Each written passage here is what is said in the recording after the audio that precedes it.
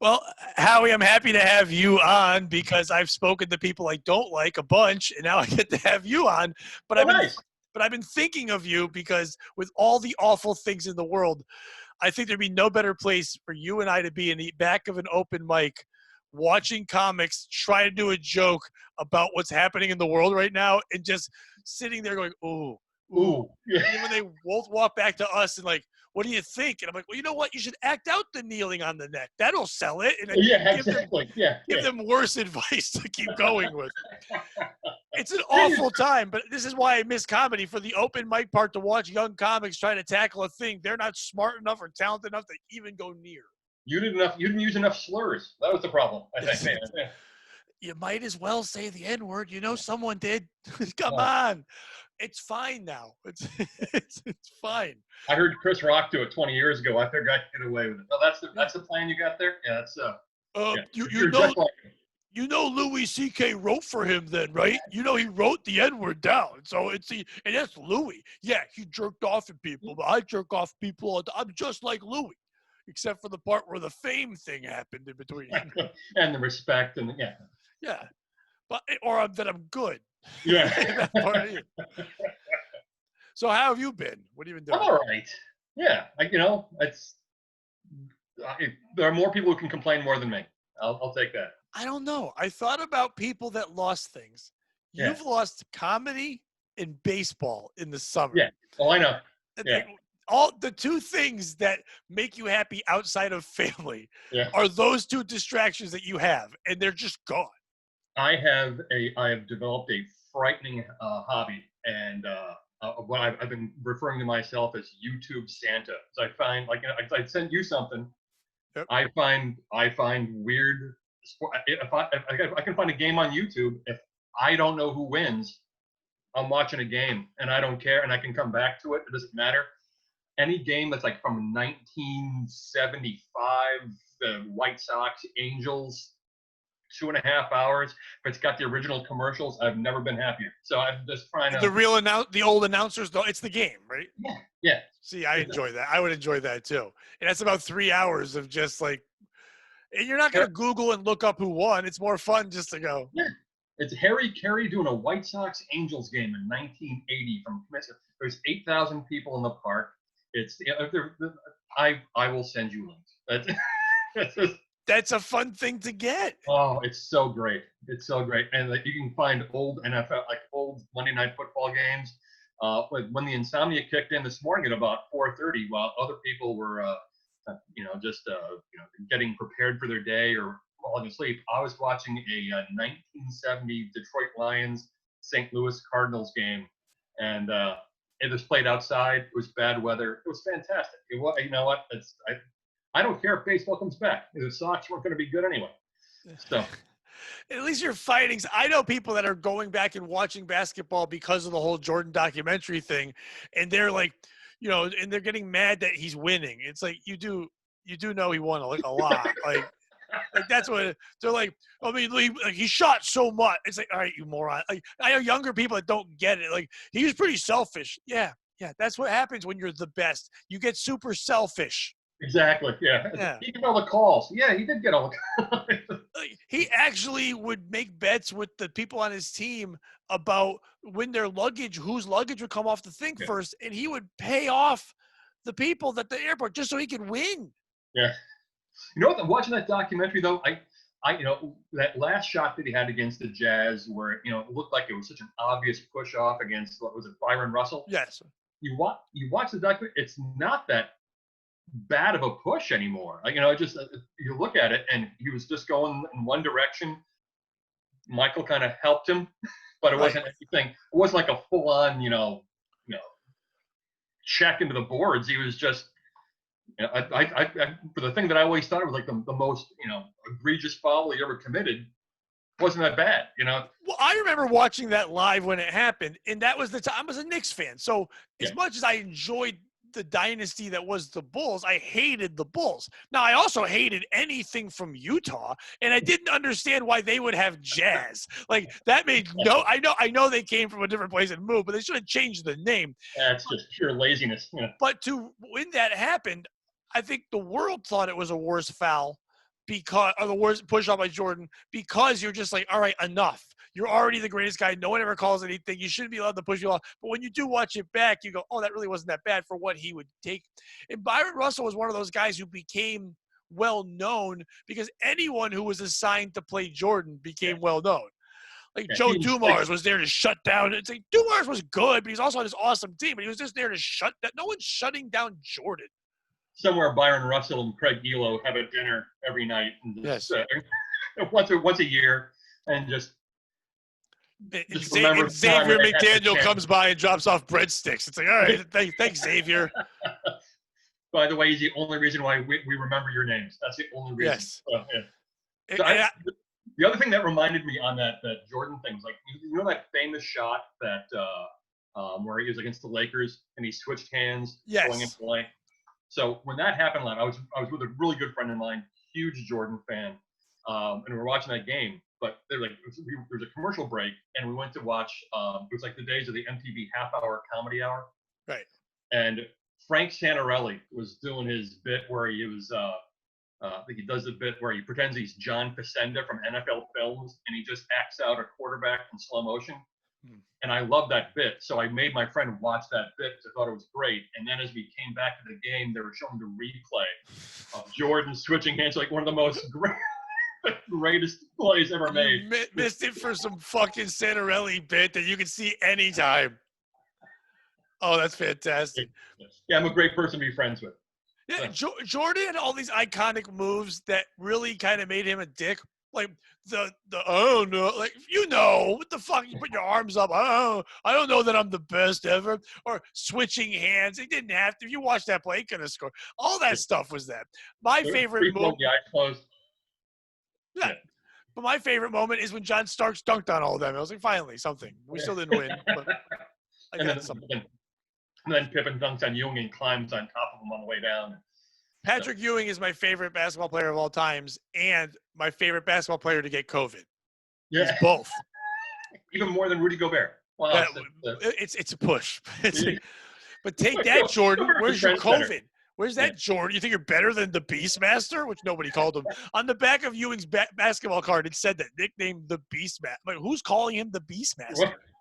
Do you think he put that, like, I want women to call me this? Like, no, Patrick. No one's calling you the Beastmaster.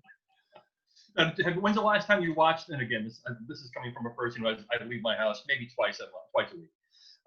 But they just had the Georgetown, North Carolina NCAA final, where like it was Georgetown in their ultimate Georgetown. Yes. Where Ewing goaltends on the first 5 possessions or something just to send a message, and it was just the most intimidating thing to watch. And that's when they had Wingate and Michael Jackson and all that, right? Like that, those teams. I haven't watched that in forever. Yeah. Sleepy Floyd, I think, was on that team. Yeah, it's just Sleepy Floyd. Sleepy Floyd did not like passing the ball. No. He was not sleepy at all. He would just shoot so much. I remember when he was on Houston, he would just shoot. And it was just like, go to sleep, Sleepy, because you're not helping the teams. First of all, not a good name for an athlete. Sleepy.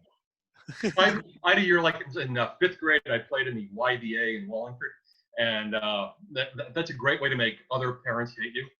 Let's just say that I led the league in scoring, but I was dead last in assists, where I would just grab a rebound and then drive through 4 people, and we'd still lose by 30. But I just wanted to make sure that the 20 points that we scored, 18 of them were mine. Yeah. Oh. And just.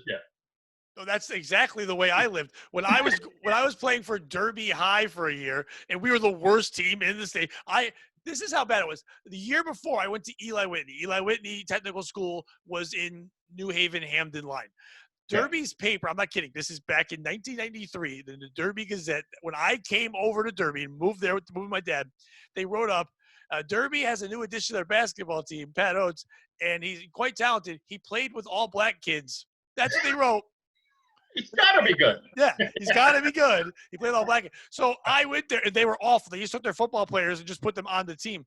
And it got to the point where the first play, I did around the back pass, hit a kid in the head, the ball went out of bounds. So he wasn't. I was like, I was throwing it to you. He goes, you weren't looking at me. I'm like, that's a no look, Pat. Like that's all right. So it got to the point where I'm a point guard and I don't even care anymore. So there was one game where we were losing by, it was like Seymour was beating us like 91 to like 20 something, and there was 4 minutes left. My coach called a timeout and said they can't score 100, so we'll just hold the ball. I'm like, what? What does it matter? He goes, hold the ball. I'm like, Four no. corners. I said Four no. corners. So I walked out and I took a shot from half court. Like the first thing I did, bricked it off, didn't make it. We kept playing defense. I started to hit a couple threes, but my coach, I was dribbling as fast as I could to get the rebound, flying down like there's 2 seconds up, but there's not. Gunning threes, hitting a couple.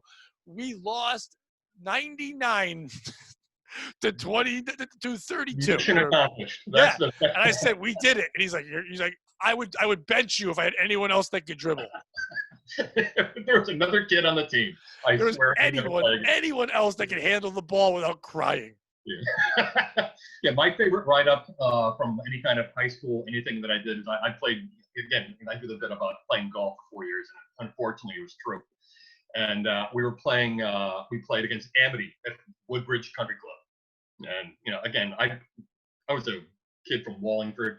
I played at the Farms Country Club, which is a place that they wouldn't have let me work, never mind be a member, and it was just I went playing courses I didn't love.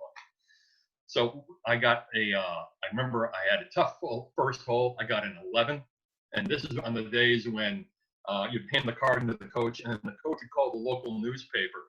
And in the paper that day, it said, Howie Mason survived an 11 to Carlin 93.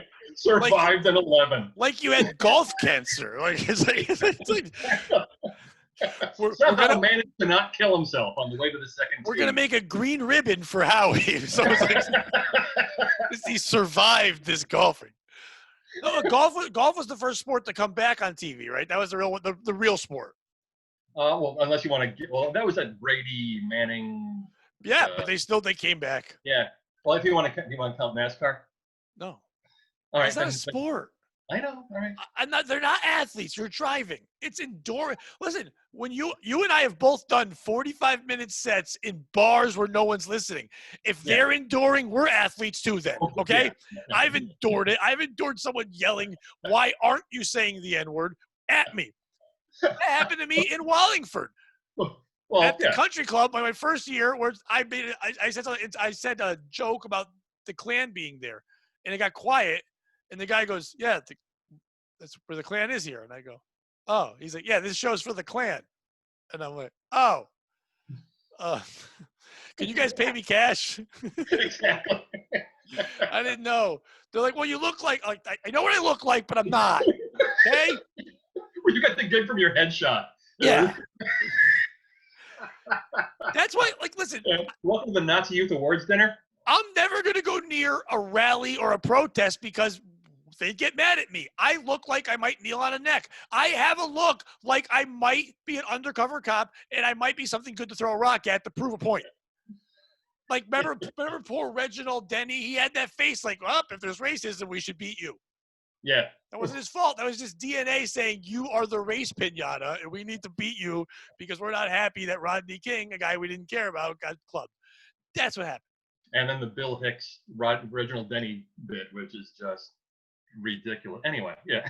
Which, by the way, once again, this is why I miss comic, because there's some young comic who's going to go down that rabbit hole and go, I could do one. I'll look up Reginald Denny, and then I'll talk about it. I would love to watch these comics talk about, first of all, when we first get back, how many comics are going to talk about their Corona experience, their quarantine, how lonely. It's going to be so bad. And then all of them trying to become human. They were already awkward and socially inept, but now they've not been talking to people for 2 months. It's going to be weird. Yeah. And I miss it. And I do miss it. And honestly, I got caught up in it too. I know you've avoided the Zoom shows like plague, like COVID. I made that so clear that nobody will even book me for real things now. They're like, we're not talking to you. I'm like, all right, because I shit on it that much, but it's not for me. Okay, yeah. I think you're the kind of comic that could pull it off because you can sit and listen and you have great stories and you have a great rhythm to how you tell things. I feed off the energy in the room. If they're on their, and I do crowd work, I'm not gonna shit on you because you bought a futon. That's not fair. You're at home. Hey, who's that fat lady in the back? That's my wife. Like, oh, sorry. Yeah. I can do that in a club. I can't do that when she's just trying to make dinner. I'm pretty sure I went 3 for 5. I did more crowd work on those. Well, you have to. Well, again, it's in a weird spot. It's a kind of a no-win, because either everybody's muted, so now you're just talking into a computer and you're hoping you get some response from somebody somehow, or they've got some people unmuted, but you still get all the surface noise and it's just distracting, or they've got a chat going where you're reading while you're just staring into the computer. I guess my teleprompter skills aren't great, because you can tell that I'm reading. And why shouldn't you be? You're in front of a camera like it's TV. Yeah, exactly. And so there's one where we just did it. I forgot who it was for, but all of a sudden you hear a voice within the middle of somebody's set.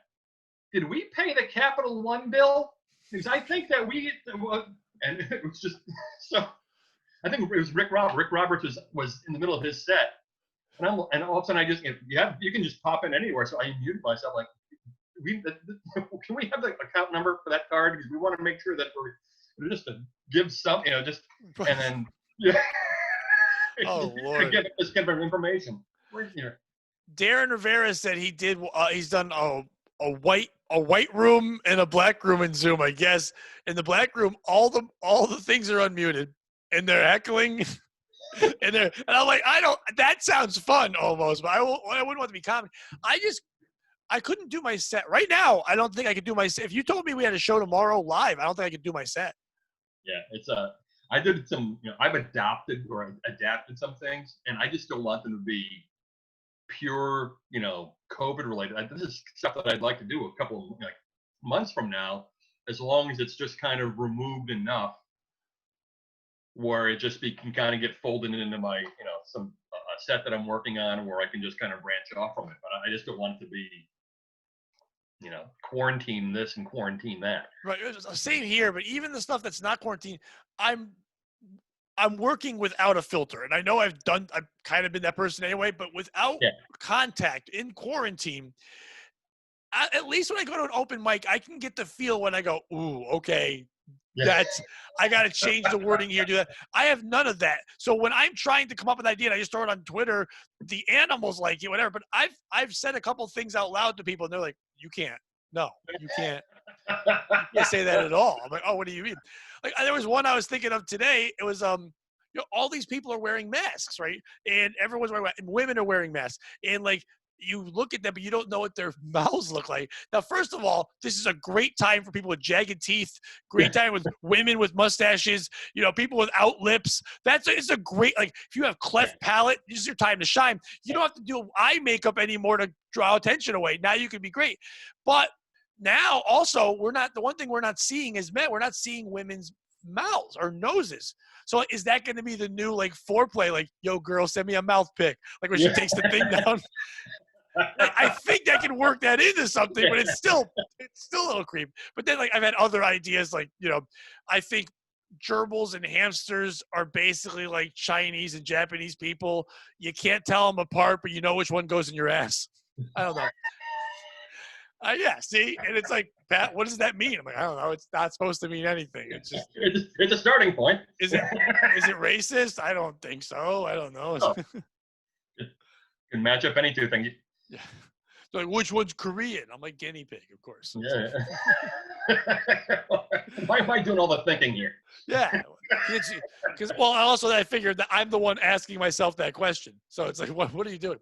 Now, the only way I've stayed in comedy shape, if you will, I'm running a comedy, workshop for these people in Thomaston. Like, there was a opera house with the guy Jeff Dunn, who runs that place. I was going to start doing some comedy with him there, and our first show was going to be in April or in June. We were going to have, like, Tom Cotter, and I was going to be on the show. We were going to book him in the theater, and then all this happened. But the other thing he wanted to do is he wanted to start doing comedy workshops there because he had theater stuff going on. Yeah. It was going to be April 1st because April Fool's Day is fun. It's like, whatever. Whatever fucking – it's not our Christmas, dude. But whatever. So Whatever gets you home. once this started, he's like, I think people would still want to do it. Do you want to do it on Zoom? And I'm like, yeah, I will, but we can't charge anybody because we're not working towards anything. Yeah, there's not like that carrot at the end where you get like the show where you. Yeah, I don't know what I'm teaching these people because they can't even go on a stage or do anything.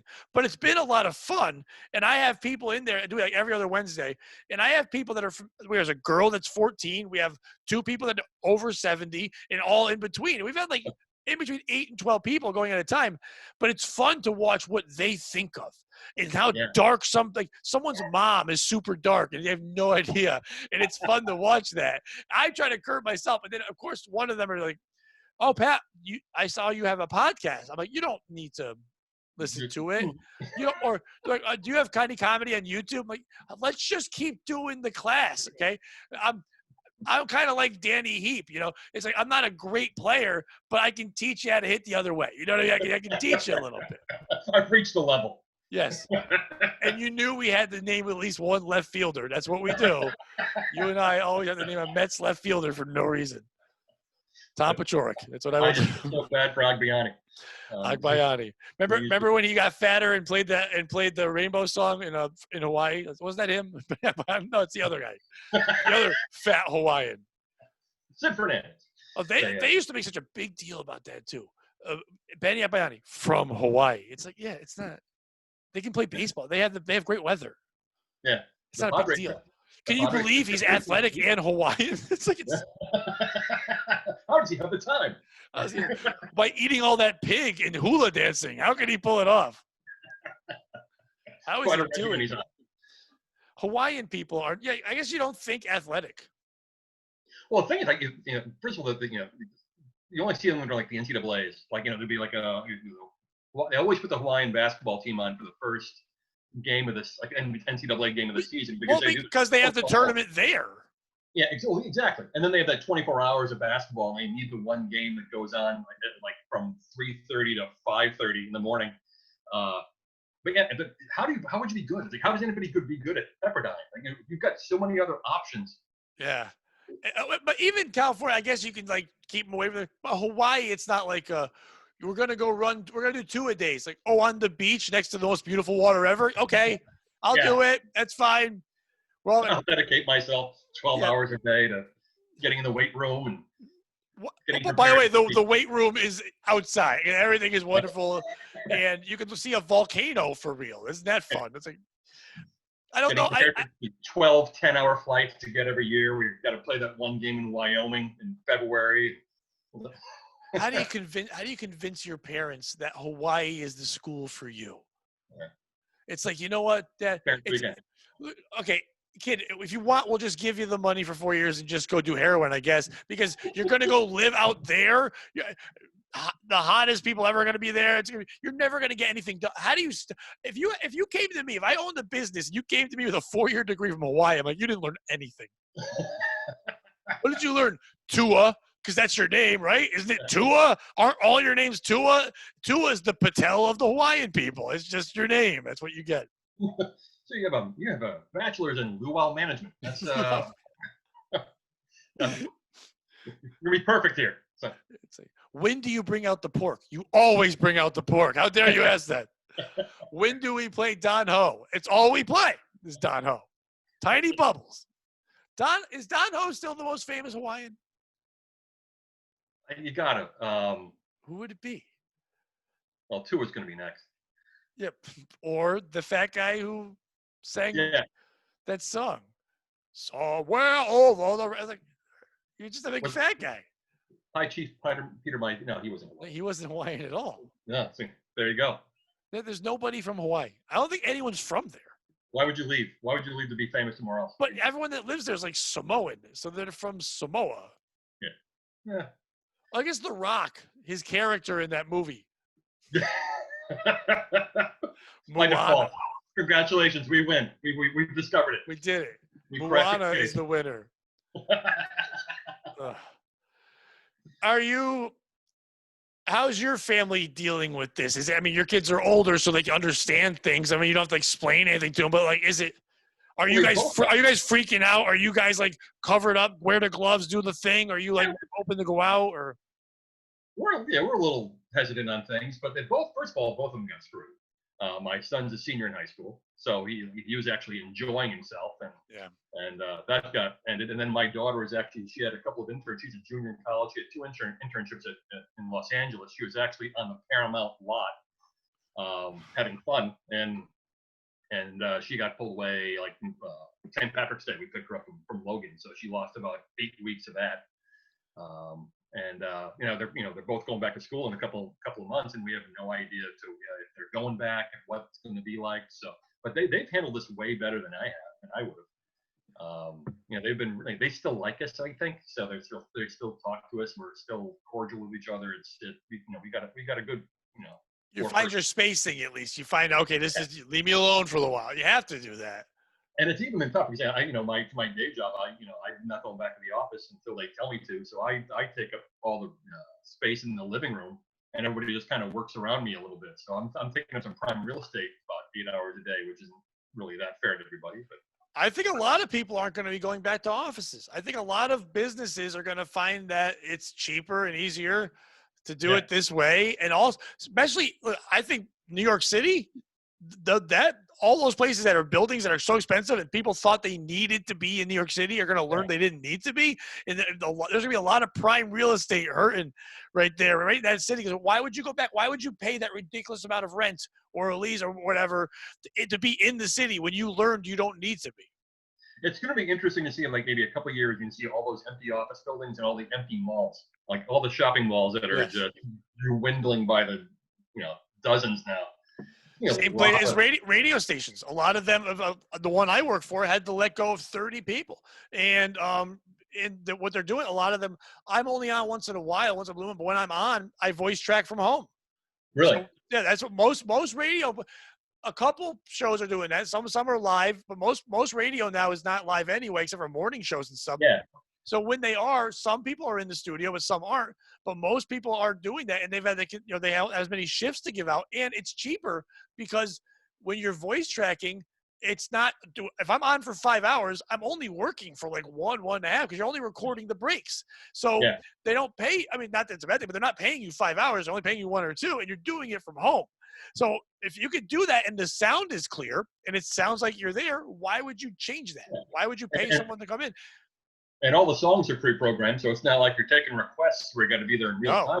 When I do it, I just literally, I'm on the same computer I'm on now, and it's an easier job. Like I go into the hours I'm supposed to work. It says like, coming out of Foo Fighters, going into Pearl Jam. So you hear the end of the song. I hit the space bar once. It plays the end of the song. I start to talk. I hit the space bar again. It starts the second song. I hit the space bar a third time. It stops the recording. If it sounds fine, I hit save and I move to the next thing. Each thing, if you like the way you sounded and did your 30-second break, you could be done in 12 minutes for a 2-hour set. Well, I was in your building once. I got a chance to do the morning show on the station you're on, maybe about 2 or 3 years ago. You were on PLR. No, I was on Fox. Fox? I was with Ken Tucci. Okay, that's a while back. Okay. Yeah, was it 3 years ago? Everything's a blur now. Who knows? But he was showing me the computer. You want to see what I'm playing? You're like, an hour and a half from now, and here's a whole list. And then I forgot who was there, but I saw somebody who was, from the afternoon was just in a sound studio or whatever it's called, just recording everything. That's it. They just do everything in advance. Yeah.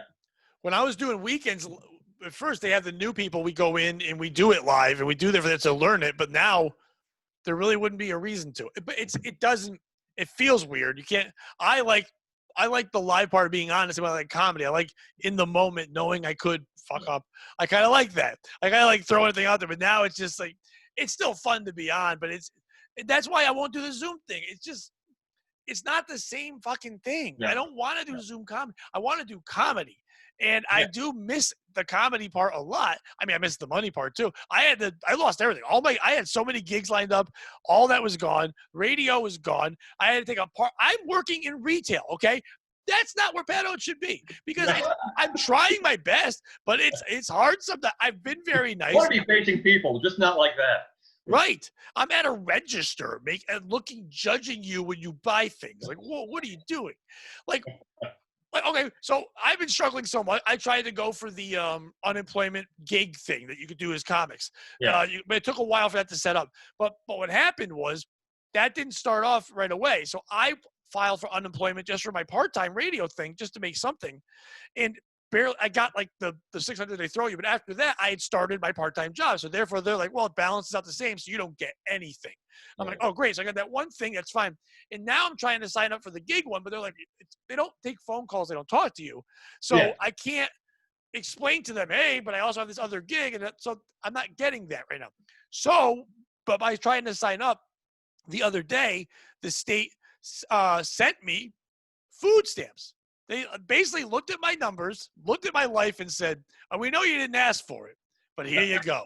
So according to the state, I'm a fat black mom of 6, which is fine. That's also where healthcare comes from. According to our matrix. Yes. So sorry, Matilda, the money's late, but hopefully your 6 kids from 6 different dads can handle this. One of them might be an NFL player, so go ahead. Maybe Sandra Bullock will adopt them. Here's another unfortunate part of the Zoom experience. So I did one show.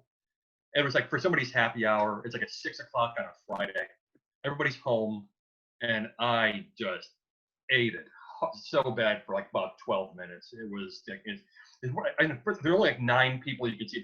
There's 12 people on the screen, the 3 comics, and then 9 people that were that had signed up to be part of the show, to watch the show. And one guy was asleep within 10 minutes, and all you can do is just stare at that guy. Yeah. And then while I'm in the middle of a story, and sometimes my stories are a little, I try to pack as much stuff in. But with these Zoom shows, you have to have. Who did great? I heard was Dave Sheen, because it's all one-liner. It's very quick.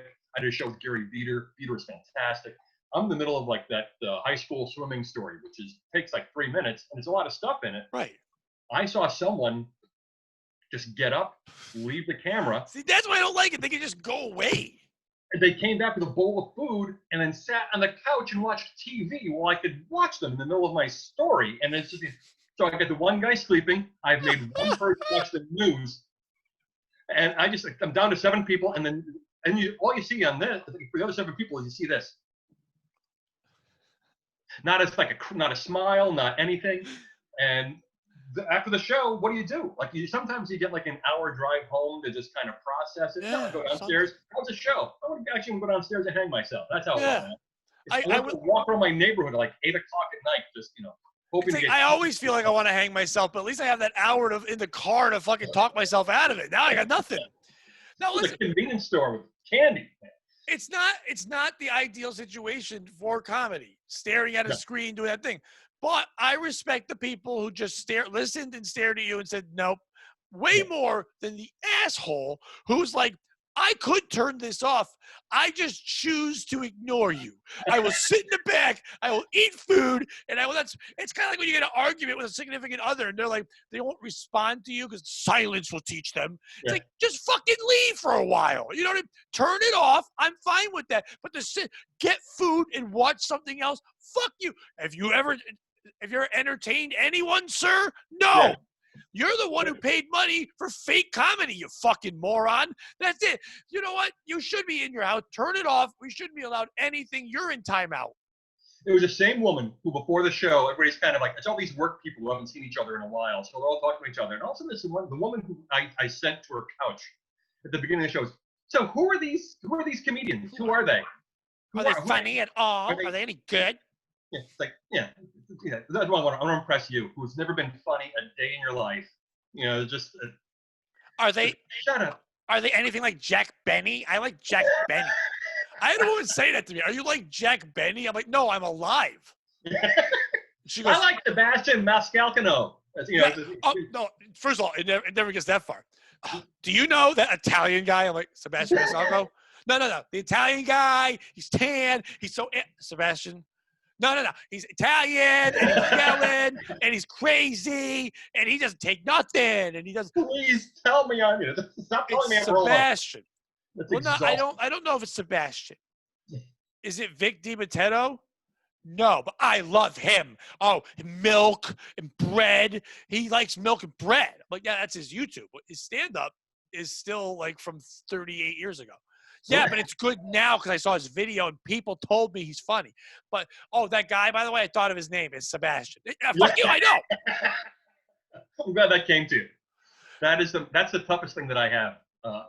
When people are wrong, like if I'm eavesdropping on a conversation and I can hear somebody that's factually incorrect, it takes so much effort to not get involved and just correcting somebody. And I've done it. Like I'll be in a minor league. This is like one of my. It happens every year. Minor league baseball game. I'm there with a friend. I'm there with my brother, and I can hear a couple of know-it-alls in the row or two ahead of me or something.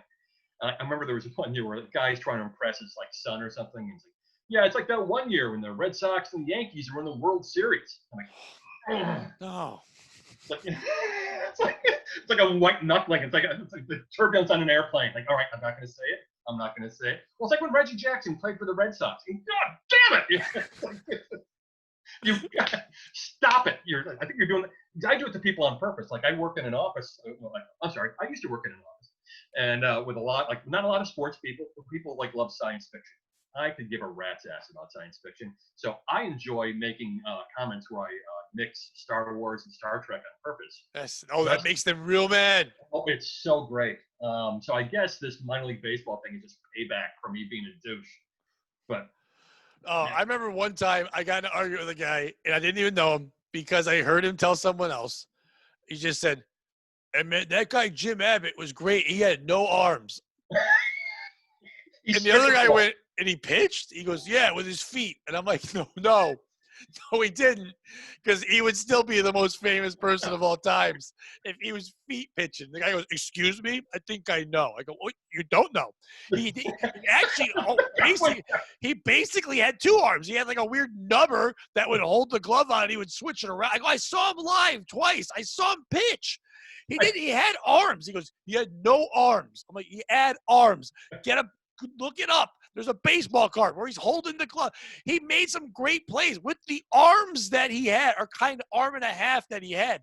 But this guy was trying to tell some other guy who was like, holy shit, this guy just pitched with his feet.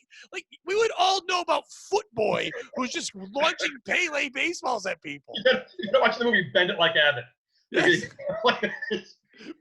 His slider was fantastic. Oh, he's got it's the two-seam toe curve. It's like, he's just got it hooked over. The toe knuckle ball that he learned from Joe Negro. I think I've told you this, but one of the first games I ever went to at Yankee Stadium was in the early, I want to say 83. I was like 9, whatever. And it was a doubleheader, Yankees and White Sox. And the pitching matchups were, first game was Phil Niekro against Tommy John. And I think that game took 6 hours. And then the second game was Joe Niekro. They pitched both knucklers in the doubleheader. Joe Niekro against Lamar Hoyt. And Lamar Hoyt was the one that kept the game moving. The 300-pound, fat, ZZ Top-looking motherfucker is the one who was the young, spry one in this. Yeah, I'm just a nerd about this whole thing. Like, I finally found a way to determine what my first baseball game was. And you can go to baseballreference.com or scoresheet.org or something like that. And I had to figure out. I saw a White Sox game. I remember it was before they had the goofy uniforms. It was like when they had the blue road uniforms. And I remember Rich Gossage was the interview at the end of the game because the White Sox beat the Red Sox. And I know I would have gone on a weekend because I went with my dad. So now you start looking at the schedule going, what game was on a weekend? What game did Gossage get the save or the win? And it turns out I saw Rick Wise against Jesse Jefferson back in 1975. So I had a Rick Wise baseball card. I remember having a Rick Wise card. I have to keep my nerdism in check, but yeah, I remember we were Yankee fans, but we went to a lot of Met games because my dad worked for, I don't know if he was working at the Cellos yet, which was a Budweiser distributor, or he was working at Coca-Cola, but either way he was getting tickets, but I think it was for Budweiser. He was getting Met tickets. And we went one time and we went early to try to get autographs as the players came in. Even before, like, not like when you're down there, like standing on the side inside the stadium, outside when they would first come in out of their cars and stuff, and people would stand there. And Lenny Dykstra was walking through, and we all know how he's turned. But Lenny in better times was coming in, and we were trying to get autographs, and my sister, who was 4 years younger than me, so I was probably, I would say 12 or 13 then, so she was probably like 9, but she was very short and stout and like big built as a little girl. She grew into a much better looking woman, but she was a good looking boy as a girl. And she just looks and goes, I never reached that at all. Like, she goes, do you want that guy's autograph? And my dad's like, well, yeah, but he's surrounded. And she just put her head down. This is when you can let your kid just go do things. She put her head down and just full bet, like Matt Sueed her way into this crowd. And you watch like bodies flying all over the place. And you bang, ow, ow, ow, ow. And you all of a sudden in front of Dykstra's face, you see a glove pop up like this. And he just grabs it, signs it. She walks back. She goes, here you go. Just manhandled getting that thing. I have like my weirdest autograph. I wasn't a big autograph person. But all that I was going through some stuff that I had. Like everybody always has that one box of stuff that when you move into a place, it never gets unpacked. And then 20 years later, you're cleaning some stuff. It's like, well, what was in this box? And it's all the stuff that I brought here that wasn't deemed, essential enough to be unpacked and moved into this house. And one of them, I had a West Haven Yankees program from a game that I went to back when they used to play at Quigley Field in 1900. And apparently I had gotten Buck Showalter's autograph as a player when he was in LA. So that's worth 50 cents. Yeah, maybe a buck. Okay, double what I paid for the program. It's $2 Showalter. That's my new name. It's doing well. I remember I got 2 autographs. I saw the Mets play Houston a lot. I don't know why, but I saw them play Houston a lot. And I remember as a kid, I started getting my own sense of humor where I went down and I was able to get autographs of Phil Garner and Dickie Thon, but I just had them sign it Dickie and Phil because I thought that was funny. Yeah. I don't know why the word Dickie and then filling Dick. I don't know what that is, but that's what I wanted written there. That was the game where I used to be so into box scores. I used to be very big into I keep every track of whatever. And one time I had my head down. We were behind home plate, but up high. And I think Rusty Staub was up because I would always stop and go, why the fuck is he still playing baseball? My dad's like, well, I don't know. I guess they needed some old man. Rusty Staub. I never understood that guy's nice. Anyway, terrible. But he would hit the ball. And I was looking down doing box score, and as I look up, a ball is screaming at my face, but my hands are there. I don't know what to do. And I had in my lap a foot-long hot dog with ketchup on it. And this is the last time I've ever actually eaten ketchup on purpose because I got so afraid I didn't know what to do. And before I could do anything, my brother put the glove up and stopped me, but I threw my hands up. And then so when I put the block, I thought the ball hit me. It was just his glove that caught it and stopped me from getting hit, but the ketchup was all over my face. So I rubbed my hand and I thought I was bleeding and I was like screaming that Rusty Staub broke my face, but it was really just hot dog ketchup. And then fuck you, Rusty Staub. Yeah. I was at a game at Beehive Field, way back in when it was the New Britain Red Sox. Yes. And John Bowden and Jeff Bagwell would be shortstop and third base. So, but I remember somebody hit a screaming foul ball, third base side. I'm kind of in the upper part of the stands, and I watched the kid, maybe 4, 6 years old, just get hit right in the knee of the arm.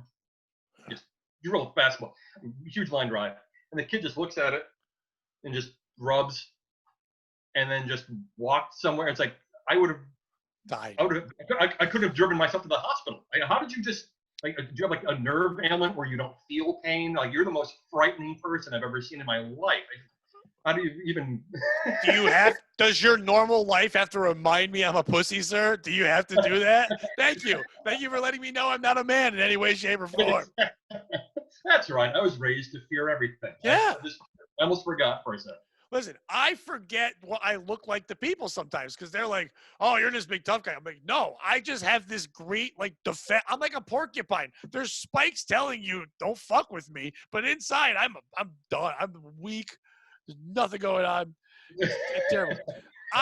we used to go to the Waterbury Indians games down when they had the minor league club in Waterbury, and it was right by, and we would go down there. And my brother also, he played traveling baseball for a while, like 12, 13, 14-year-olds, and they would, when they got to be in like their version of the Little League World Series, not the televised one, because we can only watch 12-year-olds because that's when they're still sexy. But when they get older and actually become men, we can't watch them. I don't know why. We should be watching young men, not boys. But anyway, it's a weird move, but whatever. I don't know who chose that age, but whatever. Anyway, my brother was playing, and they were playing against, I believe, Puerto Rico. So Puerto Rico came to Waterbury, and they must have been like, oh, are we still at home? This seems like the same place. I think we're still in Puerto Rico. No, this is Waterbury. Why are we batting last? Yes. Why are we the home team right now? And by the way, they came in all their, family, which is all of them in one car. They all came here, and they had drums, and they were like doing all this stuff, and we're all in the stands, like we're just the white people from Cheshire. Like I don't know what's happening, but I remember in this game they got to my brother's team. When you moved on in the tournament and made it to this part, you could draft from other people in your league if you wanted to add people on your team. So there was this one kid, and I forget his name. He actually ended up being a hockey player or something. But he was an incredible athlete, and he was a great pitcher, and he had a hell of an arm.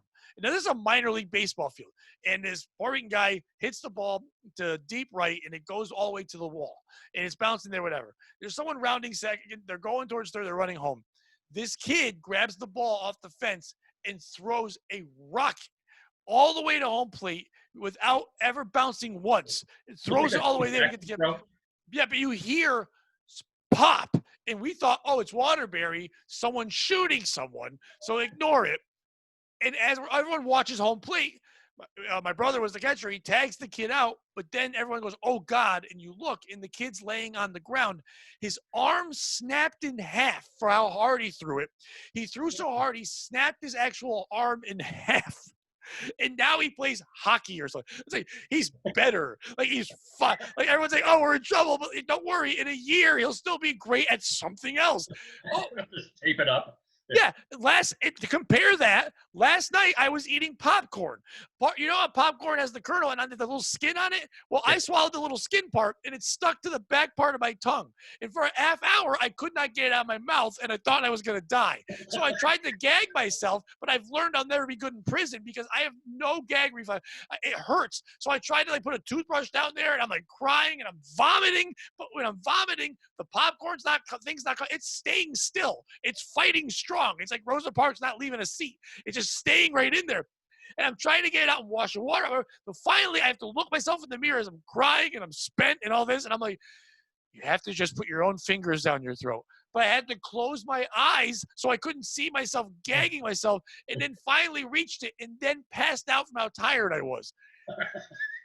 This other guy threw a ball so hard his arm snapped, and a year later was playing sports again. I almost died from popcorn kernels. People are, it's a different makeup. That's all it is. Yeah. I've been running a bunch, trying to stay in somewhat shape. I ran 3 times. I ran 3 different 5Ks yesterday. Oh, wow. That's... Yeah. 1 on purpose, 2 because I didn't feel like taking the bus to work, and the 3rd one because my mind was so sad I thought running was the only answer. So there you go. That's healthy. What can I do that's positive? That's it.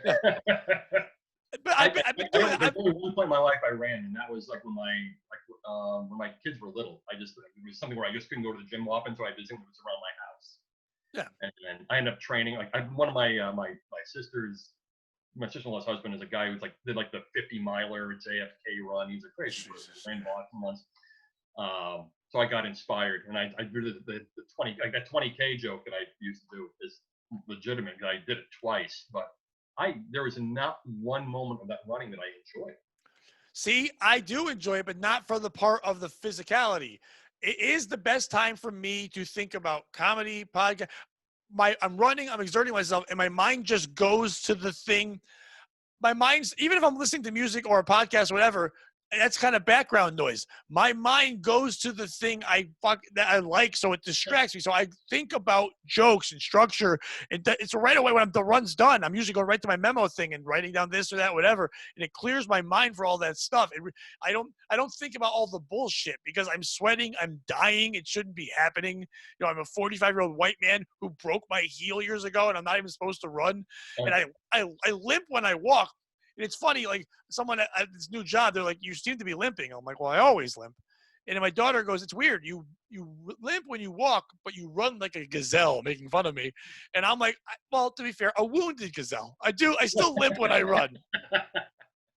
Now I'm running and I'm seeing people wearing masks and run, and I'm like, I want to stop and smack them. Yeah. You're covering your face while you're running.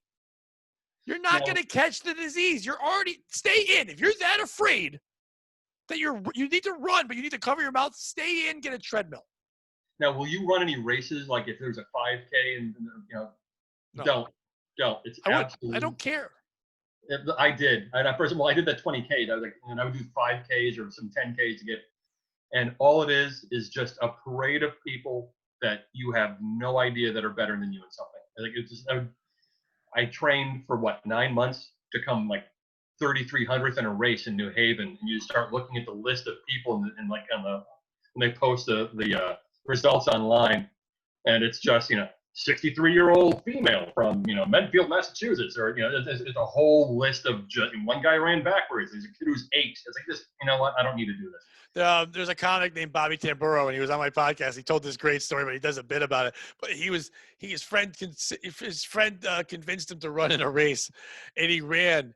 And he looked so out of shape and so bad that they used him on the brochure the next year to say anybody can do it. And he's like, there was somebody in it with one leg. And they're like, yeah, we don't care.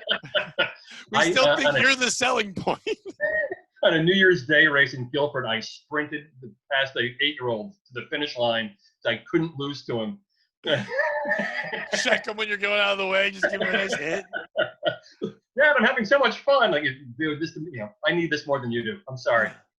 I ran a little bit of track in high school, but I didn't care about it. It was just something to do. But yeah, I don't run to be competitive. I run to clear my own head. And I if I didn't run where I run, if I didn't run, I know that my times are okay for me, but I don't think they're good.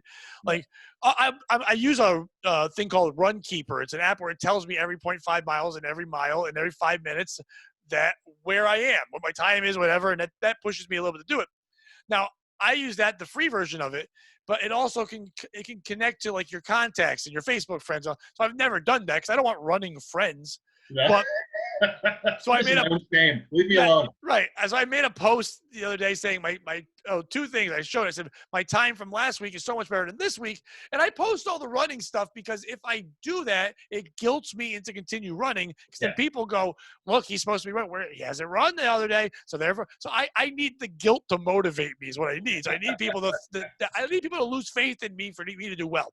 So as I'm posting that, and I said, and another thing I'm proud of is no friends, because it says 0 friends on top.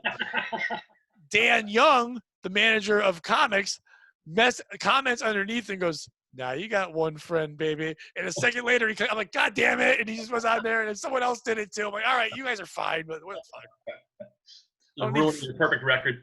Yeah, I don't need running friends. I don't need that at all.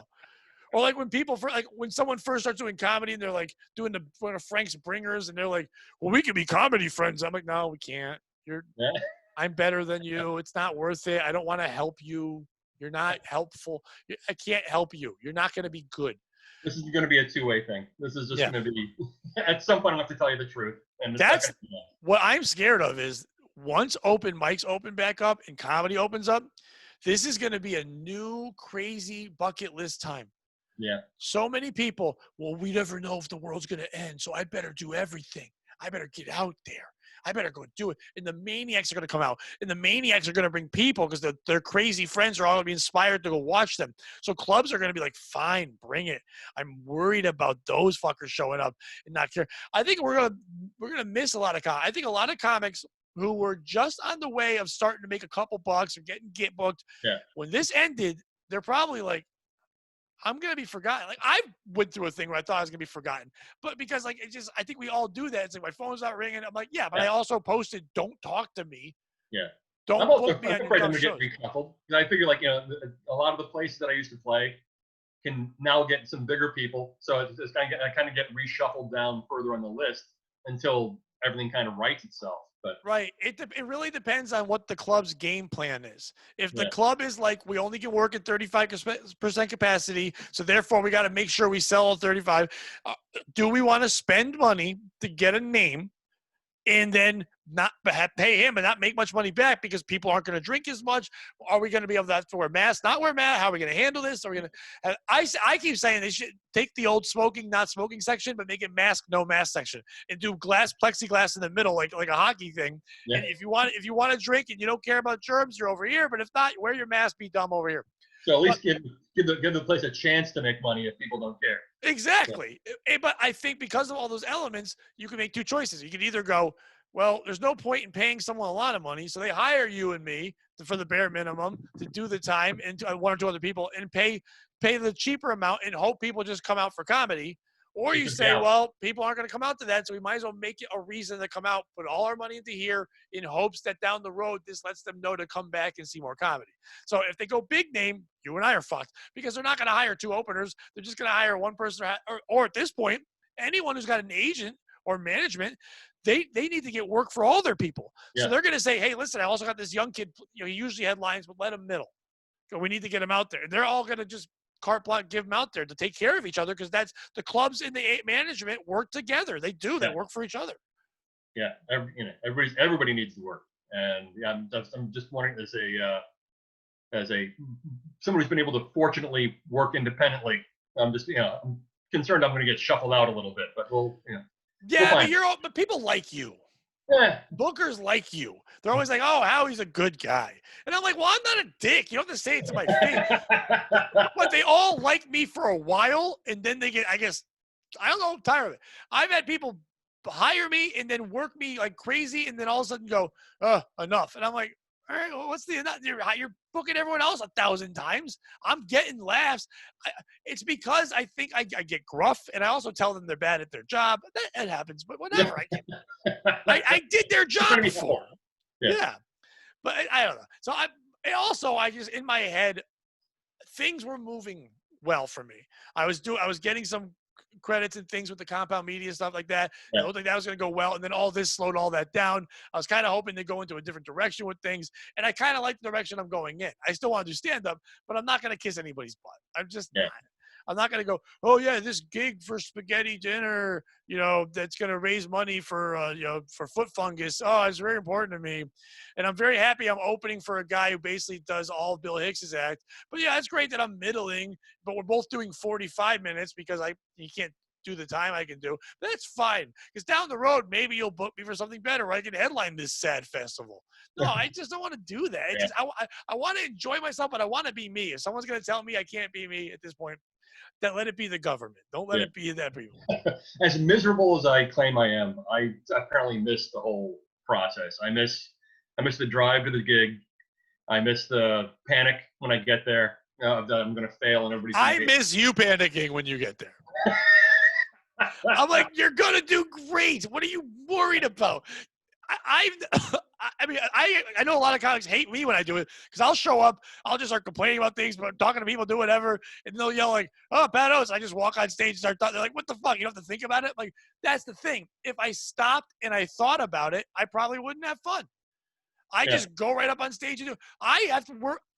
I have to think more about life. That's the part I need to worry about and focus on, not like joke. That's the only time I'm comfortable is up there. But every time you go up, you cry. You're like, I don't know if this crowd's gonna like. I'm like, Howie, they're gonna like all your shit. You're fucking funny. They love your stories. It's gonna be great. They're gonna like you, and they're gonna go. I like to see him again. They're gonna go to me like, hopefully he stays away from our car. I'm like, I'll stay away from your car. well, at Weathersfield, you still are the only person who is someone who wanted to fight in the parking lot, so you still hold that. You still hold that mark. And Yes, the thing is, she had it coming. she So did. She did, yeah, bitch. so Oh, I've had many times where people. yeah, I had the first time ever at Dante's. We were doing it. This guy was just I was getting ready to headline, and I think Stash or Dan Cowett, one of them was on stage, and this guy goes, "They suck. All these people suck." I'm like, "They don't suck. You suck." And the guy's like, he's like, "Oh, are you going to go up there?" He goes, "Oh, wait, I know who you are. You're probably funny." I'm like, "I don't give a fuck. Why are you saying they suck?" And I got real mad. And he goes, he's like, "Fuck you. I'm allowed to have an opinion." I'm like, "You know what? This other comic right there, he's got like 10 minutes left. How about we go outside and I beat the fuck out of you, and I'll go on stage and then kill, and you can't watch it. How about that? How about that?" And he goes, "I said you were funny." And then he like walked away. But then he was all pouting in the corner. And of course, you know me, I told that story on stage. And that asshole wanted to fight me. I can't let it go. I can't just be a good person. I was just defending two comics who, in reality, did suck that night, and we're not doing well. But whatever. What's the principle of it all? Yeah. How dare you, a layman, who has no gift at this at all? no gift at all. So, a citizen, not like us. I like when people say that, like, it's like, it's like one of these non-comic, like civilian. Are we going to war? Are we doing this? Like, you both work at Walmart. Shut the fuck up. Yeah. I finally lost my. The thing is, for me to lose my shit on a crowd, it's not like you losing your shit on a crowd, but still. Because I'm already losing my whole act is me losing my shit. I've been really mad at audiences. One time at comics, I was so upset. This guy was being an asshole, and I got so pissed. I was being real, and I was ready to kill this person. I said that. Well, I said, "I'm gonna walk on stage. I'm gonna meet you in the back, and then I'll beat the fuck out of you right now. If you want that?" And no security, no management. People are laughing, and I come storming off, and the manager goes, and the security guards, Andy, goes, "What's wrong?" I'm like, "I'm gonna kill it." He goes, "Oh, dude, that's just your act. We just thought you were doing you." I'm like, He goes, "We can't tell when you're mad. That's just what you do." Well, you were generating some heat. That's all we thought you were doing. Yeah. We thought you were being a great Roddy Piper. We thought you were just trying to be the bad guy in the audience here. Do you have any Zoom shows coming up? I do not. I'm Zoomless. So, do you have any real things coming up? Not yet. No. No. People are starting to book those. Yeah. If anybody wants to see anything that I've done 9 years ago at Jokers Are Wild, you can go on YouTube. But are you down to do live things? Yeah. Would you do them? Yeah. Because Frank and I are working on something. Yeah. And if you want to do it, let's have fun. Let's just do some jokes. Exactly. Frank and I were outdoors. Not that it matters. But. It'd be outdoors right now, but it would be in where the location he has is a private area that we're allowed to have, and the only people that would be there are the ones that want comedy. Yeah. And we decided Frank's going to start doing the Bringers again soon. Like, if we're going to go do that, we got to get the rust off and have some fun, whatever, and find some place. And also just start doing it again. I don't want to do someone's patio at a restaurant. I'm not restaurant patio comic. Yeah. I ruin your brunch. You know what I mean? It's like, I'm not going to do that. I know that. I'm inside. It's got to be dark, whatever. But outside, if you know who I am and you come for me, then I'm fine. Yeah. But I had so many private gigs lined up for June and July. I was going back into roasting things. Like, I didn't want to do that, but people were like hitting me up like, "Hey, I'll give you like $1,000 if you go make fun of my boss." And I'm like, "All right." Yeah. I'm like, just tell me just tell me the real things I can say. Don't tell me that his wife sucks and then I say that and she's there and you're mad. I don't need that. That happens too much. But I'll do that. That's fine. And someone else was just like, "You don't really have to roast us, but we'd like you just to come to our house and just joke with us for an hour." I'm like a comedy whore? Like, yeah, I'm in. You got food? I'll do it. I don't care if I have no pride anymore. I did a private birthday last summer where they wanted me to do an hour. And what they didn't tell was they didn't tell the other 118 people who were there that something was going to, that there was a comedy show that was going to happen. And people had come to see this guy on his birthday. They'd driven from like Jersey, and no one's allowed to talk because the guy that no one knows is telling jokes and won't shut up.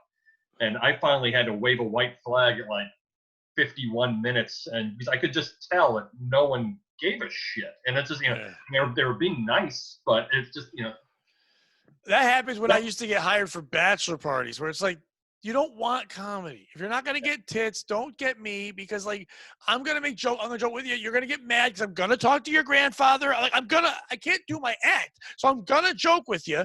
I usually don't make fun of the guy getting married. I usually make fun of the best man for making the choice of hiring me and all that, whatever. I try not to make fun of the bride-to-be. I was not there because I know the father is there.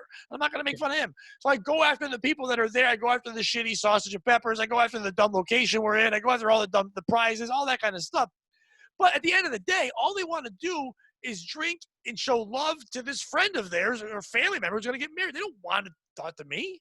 And they've got a specific period of time. They've got like 3 hours, from 8 to 11.